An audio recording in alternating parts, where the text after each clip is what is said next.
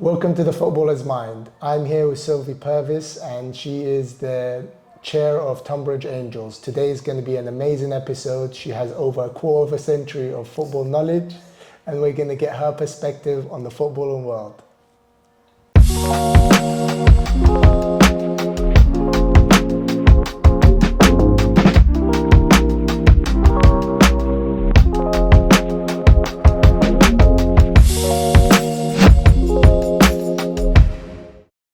Talking about football, well, I'd love to know, Sophie. How would I pronounce your name again? Yeah, Sophie. Sophie, perfect. Sophie, I'd love to know what is it about football that you love? Well, I think my earliest memory of kind of falling in love with football was when I was 8 years old. And I watched on television the FA Cup final in 1985. Okay. So that was Manchester United against Everton. And I just got engrossed in this, watching it on television, and I thought, this is brilliant, this is amazing. And I don't think my father had played football when he was young, and he played for the academy at Tottenham Hotspur. He was from Edmonton in North London. Interesting. And then my brother had played football at Wycombe when he was a university student, when Wycombe were non-league. So there was always kind of football in the family, but at that time, I don't think it was kind of expected that girls would be interested. But I got engrossed, and then I started to watch football regularly at my local hometown club, which was York City. And that's where you grew up? That's where I grew up, in York, and I went to school just around the corner from the ground. Wow. And when I played sport on a Saturday for my school, I would kind of I played hockey and netball. I would then sort of look at my watch and sprint down and get the second half at York City. So yeah, really happy days on the terraces and at York, and lots of good friendships and great times. Great experiences. Can you tell me a little bit about the upbringing in that area? I haven't been to York. What's it like living and growing up in York? So York is a very pretty, historic city. In the 80s and 90s, when I was growing up in York, there wasn't a lot of diversity. It's pretty much, then it was quite a provincial, very white city, but it was a really kind of happy place. Football was my passion. That's where I felt most comfortable. I felt it was like my family. And why is that? Why would you say? I think it was just a sense of belonging. I think that sometimes you grow up, and I certainly remember sort of as a child and a young teen, not really finding where I fitted in life. And as soon as I started to watch football and go regularly and make friendships and relationships at the football club that I watched week in, week out, I felt at home. I felt a sense of belonging. And it became a big part of my life, York City. So the step from then, Yeah. what were the steps? Did you make a conscious decision that you wanted to be in football, or what was the thought process? Yeah, I did really. So I went to Newcastle University, and I studied classical studies, and then didn't really know what I wanted to do. Can you give us a bit of background about classical studies? What would that entail? It's basically Greek and Roman history and literature. Okay. Interesting. So it's great at a dinner party, but not much use anywhere else in life. My bookshelf looks impressive. That's all I'll say. Yeah, and I didn't really know what I wanted to do. My friends were, going to become lawyers and accountants, etc. And I didn't really know what I wanted. So I saw an advert in the Times newspaper for an MBA in football industries. Okay. It was a new course at Liverpool University, and I managed to get it sponsored, and I did that course. But I mean, this is 1998. Wow. So a long time ago. And really, when I look back, I was a bit too early. We were, you know, our class, our group that were doing the MBA were massively enthusiastic about, you know, changing football, making it more professional. There were a lot of opportunities because of Sky coming into the game.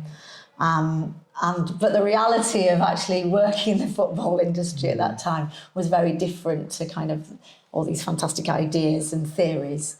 So I did my dissertation on fan loyalty at Manchester City, and I spent 3 months at Main Road. So Manchester City were in League One at the time, so very different to the Manchester City of today. But a really good experience there, actually. Very kind. They were really kind to me, and it was a real community club. You know, Main Road was, you know, located right in the heart of Moss Side, which is, you know, quite a deprived area of Manchester. And we used to have our doors open, office doors open, and children would come in because they weren't at school. And, you know, it was a very sort of, you know, you could tell the club really tried to engage with the community and help people and young people. And it was a real positive experience. And I got to meet, you know, Mike Summerby and spend time in an office with him, which was great fun. One of, you know, Manchester City legends. So positive experience. But then I was seeking a full-time position, and I ended up securing a job at York City. So I applied. It was going to be my dream job. And I became the press officer, public relations officer at York City. So that was when I was 22, 23. And then started working there. And that was, you know, tough time, actually, very difficult time. Well, just before there, if you could think back to yourself, what was your worldview of it? What was your worldview of the game? What did you think about it once you got just before you got your full-time job? So I was very, you know, had a very utopian view. Yeah. I thought that football was going to change, modernise, and that we had to engage with supporters more, and that we had to be more diverse. And just I suppose I suppose I just had the ideals of anybody of my age that would be leaving university at that time and wanted to apply all these positive sort of aspects to life at York City. But it wasn't quite as easy as that. So tell us the uneasiness of, you were a press officer at York City. So tell us what you were doing as your day job and what you were seeing. Well, one of the difficult things at the time was York City were notoriously the only football league club to refuse to sign the Kick Racism Out of Football Charter. Oh. So we wouldn't sign it as a club, our board of directors. So one of my jobs was to try and to defend that position, which was not, you know, it was undefendable. You know, you can't defend that position. We also had some senior black players at the time at the club, and it was very difficult to manage, you know, relationships and their relationship with the board when the club wouldn't adhere to this positive move to kick racism out of football. So it was tough, you know. But again, you know, lack of diversity in terms of the operations of the club, the administration, basically, you know, white, older men. And sadly, probably not a lot has changed. In the boardrooms of today are pretty similar, but we hope they have more liberal views. But what about you when you were going through that? What was that like at 23? Probably now you're 24. Yeah. What were you going through mentally as a human being put in that position? Were you trying to survive the situation? I kind of feel. Yeah, I got to a point where I think I'd been there for just under 2 years, and I became really disillusioned with football. I felt that I was banging my head against a brick wall. I wanted change. I was impatient. I was probably really annoying to the people that were there. I think I have to take some responsibility here. Don't we all? We've got this utopian worldview. Yeah, I think you sometimes can come across a little bit. But at the same time, I have to say that the managers that I worked with and many of the players were really, really kind to me. I have some fond memories of those times and friendships that I made. And we did change things, and we did do lots of positive stuff. There was no community engagement at all. And, we did lots of things to change that. And so there was a lot of good that went on. But it was a tough environment and tough people to work for. I'm interested to know when you've gone through that, where did you then step into? What was your thinking for your next role or next stage of your life? I left football completely and decided I was lured into my family's business, which I never sort of intended to get involved in. But sort of having left the football club for about 6 months, I got a telephone call from the local newspaper who I'd built up a really good relationship with. And they said, the club's been thrust into crisis. It turned out that the chairman was asset stripping the club and had done a deal with a housing company to build 93 houses on the pitch and close the football club down. So it was a really terrible time because, I felt emotionally attached. This is my club that I've always supported. So I became a founder member of the York City Supporters Trust. Yeah. And it was a great group of people, very business-minded people with a lot of experience, very capable people that got involved. And we managed, with the help of the community and all the fan base, we managed to raise, I think it was about £500,000 in 3 months. And we took the football club out of administration and and it was an interesting time. It was a tough time. We worked really hard. And then I became a director. I was elected as a director of the football club when the supporters, took over the running of York City. I'm interested. I want to know about your personality at that time. You're going through the thick of it. What were you like with that community where you're trying to raise capital, you're trying to get different people involved and save a football club? If you look back, what some words spring to your mind of the type of person? I think it was just this, we weren't going to, as a group, it wasn't just me, it was a group of people, but we weren't going to take no for an answer. We had to achieve this. So we went to quite great lengths. One of them being, I just woke up one morning and York City had drawn Fulham in the FA Cup, and I decided to pick up the telephone. I was going to ring Fulham and I was going to ask for help and could they raise the profile of our plight in the national press because the football club was going to close down, but they were in this third round of the FA Cup.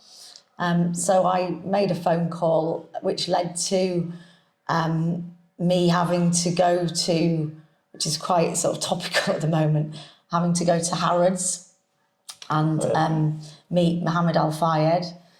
And, he was, I have to say, my experience was a positive experience. And he was very good and generous and donated Fulham's share of the gate receipts from that game to the campaign to save the club. Wow. But having obviously, it's a very topical at the moment. In the news about Harrods and Mohammed Al-Fayed, but he was good to York City Football Club. So how did you approach the meeting then? What were you just going to go in and sort of just break him down? Well, just made a phone call. My dealings were with a gentleman at Fulham Football Club, and he said, I spoke to Mr. Al-Fayed and he's going to donate this money. And then I had to go down to Harrods and collect a cheque. So it was the most bizarre experience of my life. Really, really strange. But yeah, I just walked away with a life-size cheque, you know, like a big presentation cheque on the train. I was going on the underground with this huge cheque, and then a real cheque, and it was I think it was about £25,000. But you know, these are the crazy things that happened during that time, and I mean, we had bucket collections throughout the city. We had fans from football clubs. I remember Sunderland fans were extremely good to us. I don't think they had a game one weekend, so all the Sunderland fans came down to support the club and fundraise. And we had, it was a lot. There was a lot of solidarity from the football family, and we were able to save the club, which was, you know, I'm very proud of my involvement in that. That's amazing, and that sort of points to the community side of the game. Yeah. People just coming together. Yeah. Just beautiful. When you then started to get into that role of being a director, did you have the power now to change things from the inside? Yeah, I think we did. We did make a lot of positive changes. I think we engaged a lot more with supporters, which was important, and that's followed me throughout my involvement in football. I've always tried to engage with the fans, by holding regular fans forums, you know, listening to what people want.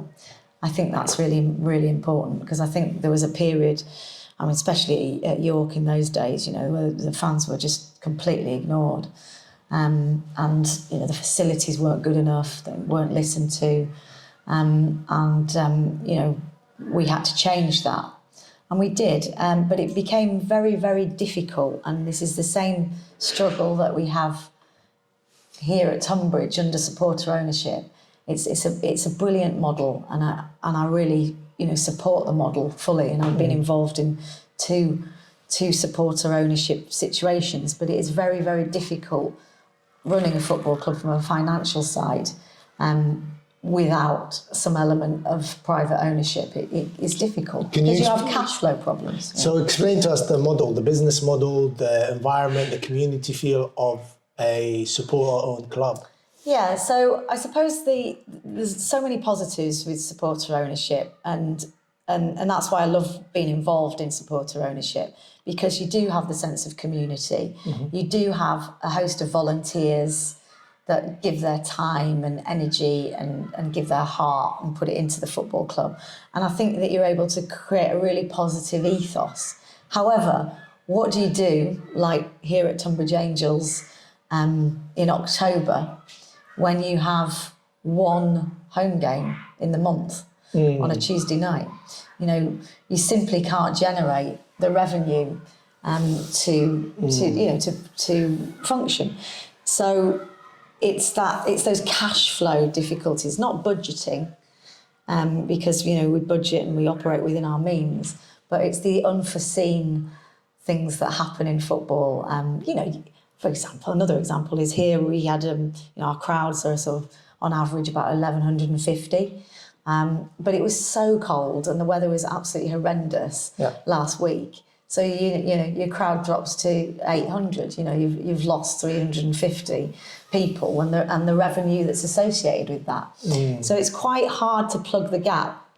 Here we're very lucky because we have some fantastic people around the club that are able to help when we have cash flow problems, that we are able to lean on and get short-term loans to see us through difficult periods. But ultimately, you don't want to be doing that, right? You don't want to be doing that. You want to be thriving, and it's something I've actually heard with other football clubs. What can be done, because football is such a massive game, and I'm seeing things down at the lower leagues. I believe when I started playing at the lower leagues, that it just feels more homey, but it doesn't get the same backing. Is it a league problem? Is it a federation issue? I think that we have to generate more revenue at this level, and I think our league has a responsibility to generate as much revenue as possible for it to filter into the clubs in the National League. I think there's, you know, the National League has made steps in the close season to, you know, bring somebody new in to look at the commercial side, and we have to be better. as a league. I think it's a really valuable league. I think we almost undersell ourselves. I think the sponsorship opportunities for companies to get involved in the National League is really fantastic. So I think there's that aspect. Hey, look, I'll be really honest with you. We've had a good FA Cup run, and we got to the first round proper, which was great. Unfortunately, we didn't progress any further. But it's also quite difficult, and you've got to say, do the Football Association understand fully the struggles of running a football club at this level? We have to wait 5 to 6 weeks for our prize money from the FA Cup games.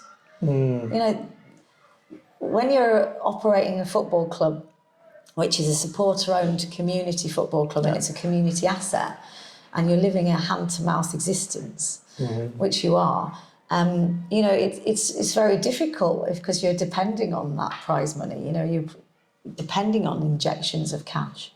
But one thing that we do here, and I feel really strongly about, is that we do operate the football club on a proper basis. We always pay our players, and we always pay HMRC. So as long as those two aspects are covered. Yes, HMRC. That's the most important thing. You don't want to forget about them. No, so then, you have to, but it's also about, as you can see here, we've got plans for redevelopment and investment in the ground, but it desperately needs it. We've got a fantastic 3G pitch, where we've got a lot of community activities going on, and it's been brilliant for the football club because that's given us security of fixture.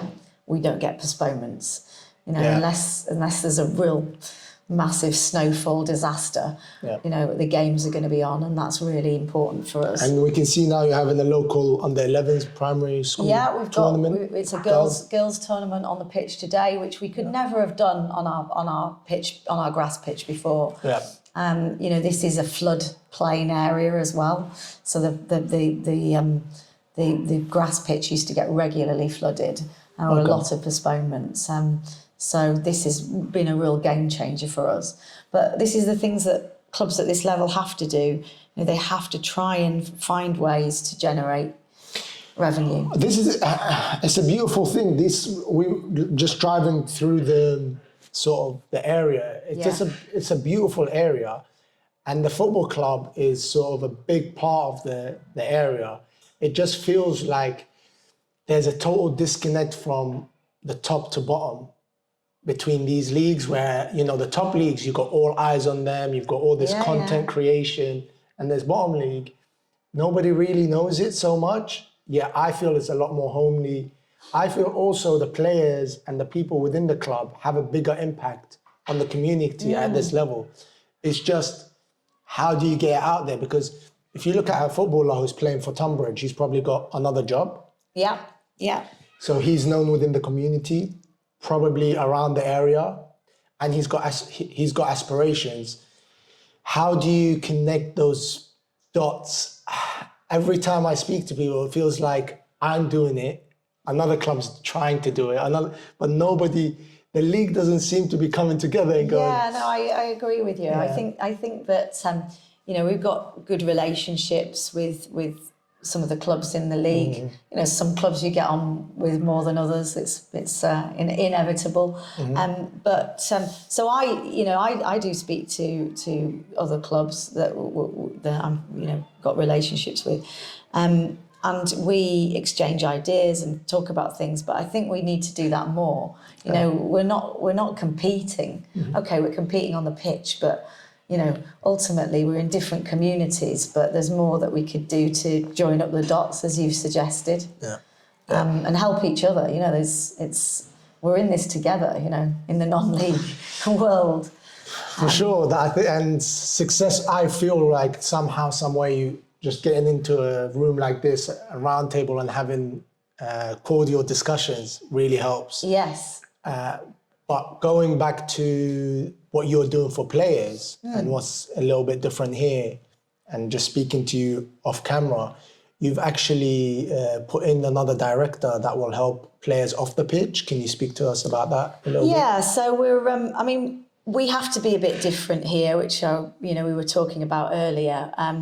We don't have the biggest budget in our league, so we need to attract players. We have to do different things, and that's about giving security of payment. We've never failed to pay a player at this football club on time.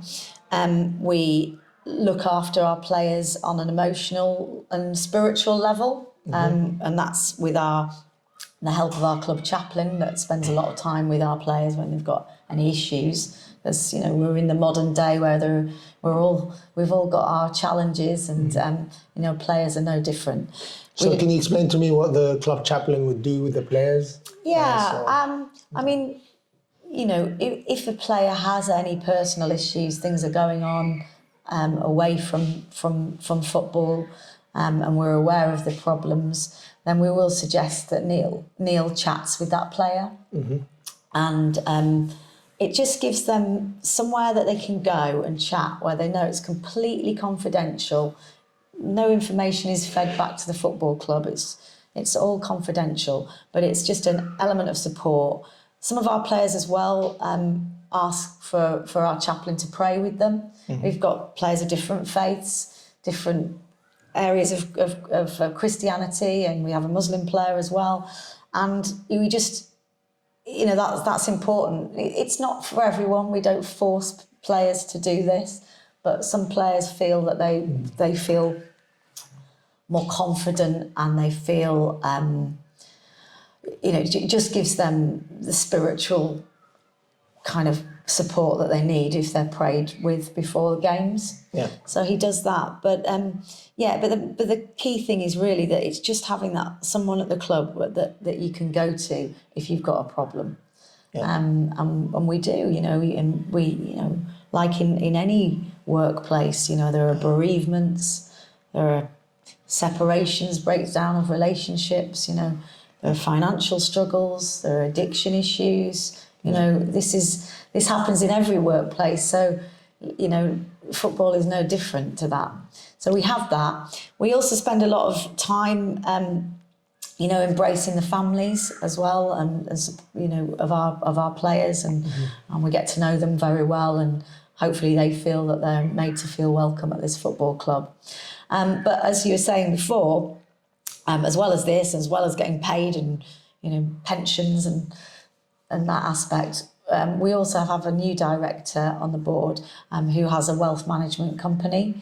So he's going to be working more with the players, offering them free life insurance, but also sitting down and doing a workshop and talking about how, as they progress, hopefully in football, and go on to bigger and better things and start to earn, large amounts of money, how they can invest and how they can look after that and how they can look after their families. Amazing. That's something we never had growing up. I'm actually in the finance world doing qualifications and interviews for different banks. So it's a really, really cool concept where somebody can come in and sort of guide you and help you understand what's out there in the grand scheme of things. Because in the changing room, you just come in, you have banter, you joke around, you get yourself ready for training, and you kind of block everything out. But sometimes it's nice when you're walking outside that changing room, maybe having lunch, maybe going on an away game and just saying hi to that person and going, hey, I'm thinking of this. What can I do with my money? I've just started a new job. I've got a salary raise. Hopefully they've got a raise from you. We live in hope. So I really think it's awesome that you're kind of family, community, faith, helping their finances. Because football clubs really is such a volatile industry. It's brutal, so it really is. It's a brutal industry, and I think it's really tough on these young men. And we're seeing an increase in mental health issues, which we've got to recognise in the game as well. Yeah, I don't like seeing people trying to survive. So going back to the York City issue, you're wide-eyed, you've got this utopian view of the world. We all do at some point in our lives. And then we walk in and go, whoa. and then you have to survive. And that's what it feels like football is. It's so volatile. I'd love people to just thrive. Yeah. And that's what you want them to do, because, you know, all these things we do because we care, but also, you know, it's for selfish reasons as well, because we know that if we have happy players, they're gonna be happy and play better on the pitch, and we're gonna get the results we want. Exactly. People, I was speaking to one on another episode. You know, it's almost you want others to do well, but you're kind of manipulating the situation in a positive way. Yeah. It's not a negative thing. When you're going to have a conversation with somebody, and it's very, very difficult, by the way, in football to do this conversation, and you go, you've appointed the manager and the coaching staff, and that coaching staff do not play that player, and then you go to him, I want to help you outside. It is one of the most difficult conversations to have, because they go, well, you're part of the problem, but really you're not. You're not part of the problem. They don't, and this is one of the reasons I want people to see that football is a business, is a sport, but it's also a community. Maybe a director will come to you and owner and speak to you. It's got nothing to do with the game. It's got everything to do at that moment in time for your benefit. Could be financial, could be spiritual, could be family, it could be anything. Just be a little bit open to it as a player. I think so, and you know, I have seen, you know, players come, and I don't know, you know, obviously it's unusual to have a female chair. There are not many of us, and I'm northern as well, so I mean I'm operating in the deep dark south here in Kent with a strong Yorkshire accent, and some of our players kind of, you know, look. I can see they kind of look. So who's this crazy woman, you know? But then. You know, once they join the club and settle in and they understand, and I think everybody, you know, we're lucky, you know, we've lucky. I think that you get the manager that you deserve as a board, and I think the manager gets the players that he deserves, because ultimately we're recruiting, aren't we, based on what we think is going to be successful, but what fits in with our own ethics and our own morals, and you know. I think we're very fortunate. I think we made a really good decision on the recruitment of our manager here. And if you've got a manager that buys into the ethos, has a similar view of life, then that filters down into the players, because he's going to recruit players that are the right people. Because look, you've been in dressing rooms for many years, and you know that there's so many different characters that you can have in a dressing room. And some of those characters can be negative to that team. They may be fantastic players on the pitch, but if you get the wrong type of character that can disrupt things, then you know that can be very damaging to the football club. So I think that we're fortunate that we've got a manager that looks a lot into the character of the player that he recruits, not just the physical ability. Yeah, I'm sensing you're kind of on the right, or you are on the right path, because those one or two characters it's hard. I've been told this a long time ago. It's harder to build. It's a lot easier to destroy. So you got to have the right characters. But I want to know a little bit more about your personality, your background, because I sense that you're not on that side of, hey, get those bad characters out. You're more on that side of, let's just build good characters. Yeah. What is that? Is that, I know you have 2 kids, is it a family thing? I don't know the Northerners, is it a Northern thing? Probably. Yeah, I mean, I think that I've always been a positive person and tried to lead in a positive way. And of course, we have times when things don't go our way and we get very angry and cross about things. But ultimately, you know, I try to have a sort of positive outlook, and hopefully that filters down throughout the club, and even the atmosphere that you can create with the fan base as well. You know, you want a happy club. You know, you want to be part of a happy club, because if you've got a happy club, then it will breed success. But yeah, I mean, look, I think that I've had to be tough. I think that I've changed quite a lot over my involvement in football. I was a director at 26, so I was pretty young. I was probably almost the contemporary of the players when I was a director then. I'm now the mother, the age of the mother of the players. So and what were you going through? Were you having, when did you have your kids? So I just want to know a little bit about that journey and how it fits in, goes together. Well, I was a director of York City when I had both my children. They were brought up on football because they had to.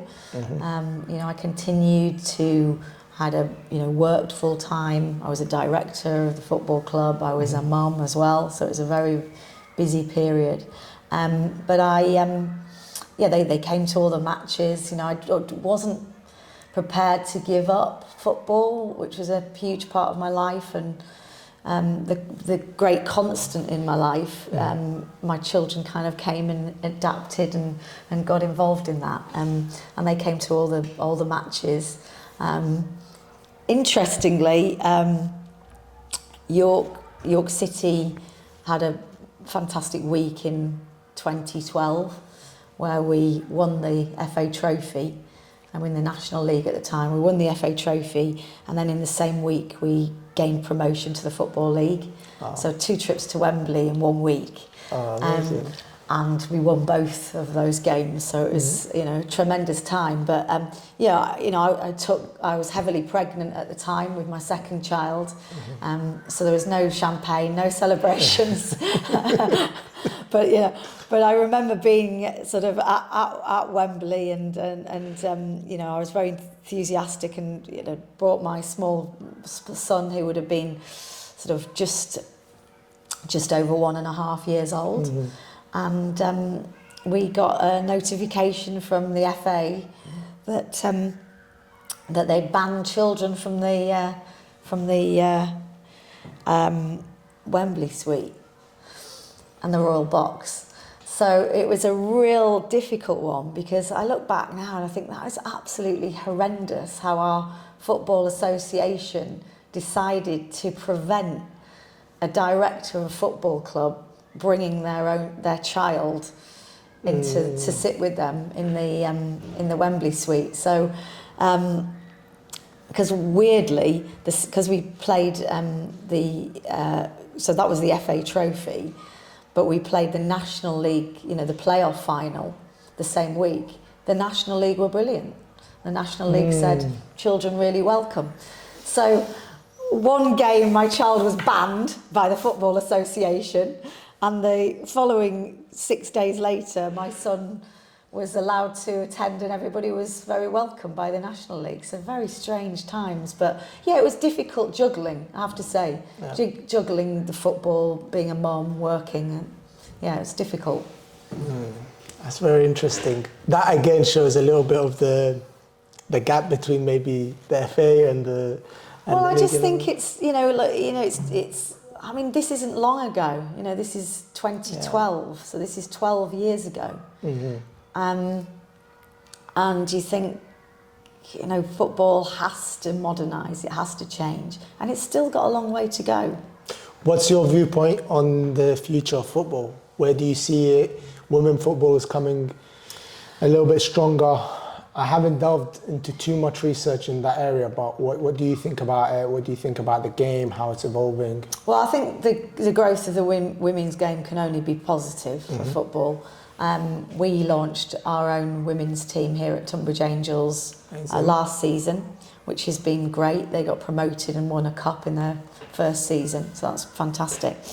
And obviously the crowds are a lot lower than our men's first team, but that will change and grow, and people get used to the game. And it is a different game to watch. You watch our men's first team, watch our women's first team, and they're different games, but they have different managers, so they have different formations, and it's natural. I think the other positive is, because more girls and women are watching football, organically there will be more women involved in the running of football clubs, because I very rarely encounter other women in the boardrooms. It's quite rare. and there's still, you know, elements of sort of discrimination.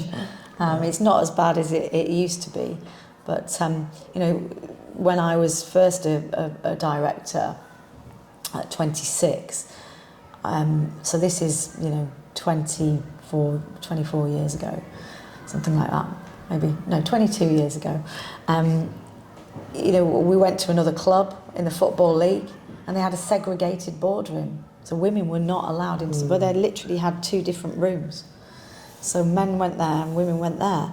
And you know, This is crazy. it's crazy.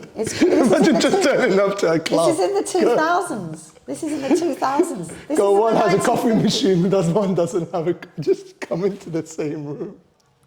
Crazy, That's mental. crazy. So obviously, you know, I was always very well supported by my fellow directors. So we, you know, I went in the men's room. I didn't like it, but But that's a powerful thing that you've gone through, because recently I was speaking to somebody, actual woman is in the finance world and she wants to get into football. And there was a sense of, how would somebody look at me? Can you give a little bit of advice about what sort of personality you need to have, or what attributes you just need to, or is there even a problem now? Just give us. well, I think it's small things that sort of get annoying now. So, you know, I go to the games. My husband comes along to the games as well and really enjoys it. But when you arrive at another club, you know, they speak directly at my husband, and he goes, "Oh no, I'm not the director. You know, it's her." And then sometimes you go to clubs and they'll hand out the team sheet. And they'll give my husband a team sheet, but they won't give me a team sheet because they think that I'm not going to be interested in the team. It's small things, but it's all about perception, isn't it? It's about that they think that the traditional view is that if you're a woman and you go into a boardroom, you're the wife of somebody or the girlfriend of somebody. You're not a person in your own right. So that's they're more. It doesn't make me angry. It annoys me. It's annoying, but I think that will change over time. But I think women have so much to give to boards. I think we do have a different perspective. I do think we create a more family feel in the way that we operate. And I think we look at things differently. I think that we can be more objective. I've worked with a lot of male directors, and you know they've been really good people. But yeah, I have seen it firsthand. I've seen it in my own family. You know, my family were involved in York City when it changed from supporter ownership to private ownership. And you know, I saw the impact it had on my own family, and how football can change people, and not for the good. You know, people can get very carried away in the football world, carried away with throwing more money at a problem, giving the manager more money, not dealing with tackling issues, not tackling problems at the root. And I think women naturally have an ability to rein in situations a little bit more. So I'm imagining you're in a boardroom and you're there. What is being objective? What do you do? Do you sit back, listen, and go, okay? Do you time when you speak? No, I don't. I do mean, I probably speak too much, which you can probably tell. No, that's fine. That's great, because I'm consuming as much think- information I as think possible. it's- But I think what's I've- objective? What's that? I think you are able to see things from a different perspective. Okay. And that is sometimes, if there's a problem, you may not think that you have to tackle it in the same way as a man might tackle that problem. I think that there is more, we tend to try and negotiate. I think that our relationships, we're able to have very good relationships with supporters, I think with sponsors as well. You know, it's individuals and it's individuals' personalities, but I do think women do have a little bit of a different viewpoint and can be very positive in a boardroom. And what's that positive? How does that look? And have you found a negative between the two genders, the male and the female? I'd love to know, because I'd love to be in a boardroom one day and then understand how to tackle it. I think that I've just been, I do think that I've been very lucky. As I said, I try to lead in everything I do with positivity and enthusiasm and hard work. I think that if you're going to get involved in football at board level, you have to recognise that it's totally all-consuming and that you have to put that effort in. Yeah. And I think if you put the hard work in, then other people follow that. I think that I've been lucky as well, because all the directors that I work with, certainly here at Tonbridge Angels, are a real pleasure to work with. Yeah. But I can imagine that there are boardrooms around the country where it could be very difficult for a woman to be part of. You know, maybe it's just good fortune, and maybe it's the way that I am as a person as well that has enabled me to have good experiences at board level. Yeah. And that's great. And I'm sure people listening out there can get your perspective. And I'd love one last perspective about the future, about just yourself. Where do you see yourself in the game, and what are you trying to achieve personally? I think that I feel very blessed to have landed here in Kent and at Tonbridge Angels, and it was kind of by chance really that I got involved, and it was through our goalkeeping coach who I'd met through my son's cricket team, and he encouraged me to come down here, and I met Dave Netherstreet, who was the chairman, and I was able to help and bring some of my expertise from my previous existence at York City, and I learnt a lot. I made a lot of mistakes at York, so I've learnt a lot over the years, and I feel blessed to be here, and I feel that I'm hopefully making a positive difference here, and I hope to continue that. And when I came here, I said we need a 3G pitch, we need to make this happen. We've done that. We're now focusing on the redevelopment of the ground, and securing a long lease for the football club. I think if we can do that, that's a fantastic legacy. And then the other strand is that we want to get promoted. You know, we've got an ambitious manager, and we want to try our hardest to, get promoted to the National League. And it would be incredibly difficult. We know all the challenges of the National League and the budgets that are in the National League that are probably some of them 10 times the budget we have now in this league. It is a different landscape, but we have to, I think if you're involved in football, you want to win, and you want to succeed, and you have to try and achieve what you can do. And I just hope that I'll be involved here. My family love it here as well. They love coming to the matches, and I hopefully can leave a positive legacy, because as directors, we're only custodians. We're custodians. We're looking after the club. All decisions in the best interests of the club. That's what I say. And for that period that we're here, we hopefully bring some good and do some good things as a board. And then when we hang our boots up and pass it on to somebody else, we've contributed something to the club, and contributed something to the community. Fantastic. I think we'll leave it there, Sophie. Is that okay? Yeah, that was amazing. Appreciate it. Thank you for your time and your perspective. And thank you for having me here. Thank you. Thanks so much. Thank you.